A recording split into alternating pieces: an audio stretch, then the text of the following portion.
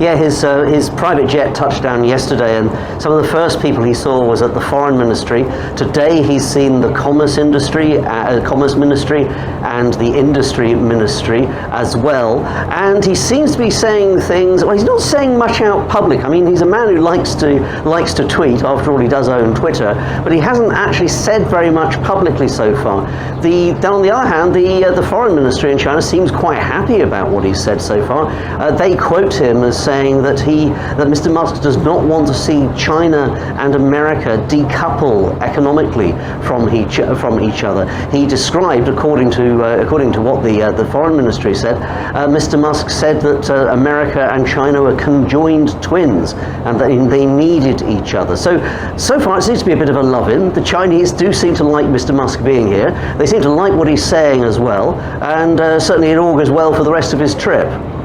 I'm seeing on social media here that people in China saying that they'd wanted him to be the US president, which is quite interesting. But I'm keen to hear as well why China is so important, particularly to Elon Musk himself.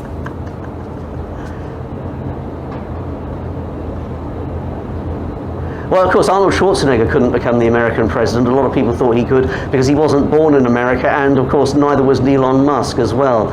As far as social media is concerned at the moment in China, there seems to be a lot of love, I say, for Mr. Musk. He does seem to be improving relations, but with social media in China, a lot can go wrong. I mean, there's nothing quite like Twitter in China. There's Weibo, which is a bit like it, but it doesn't have what Mr. Musk would like to see with Twitter, being really in favor of free speech and people being able to say anything that they want.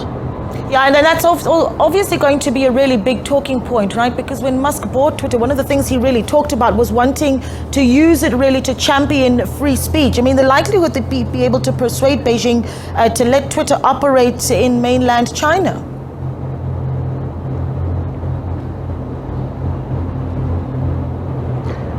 Well, I think this is going to be something that Mr. Musk and the Chinese government are going to agree not to talk about.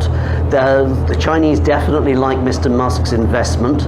Remember, he's going to be visiting the Gigafactory. It's expected in the next day or two. That was the first Gigafactory to be built outside the United States.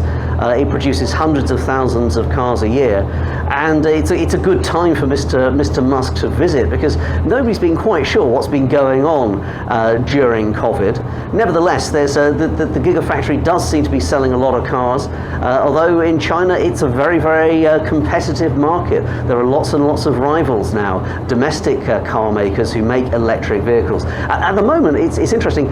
China's the biggest car market in the world, and about a quarter of the sales are now electric. Yeah, I wonder what how investors are responding to this visit, Andrew.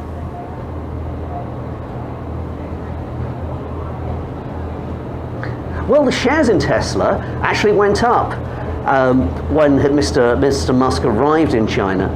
I think there's a feeling amongst shareholders in Tesla that the share price has dropped quite considerably over the past 6 months, that Mr. Musk has been so distracted by Twitter, and that's a mess, and it's really distracting him from what he should be doing, and that is really running Tesla.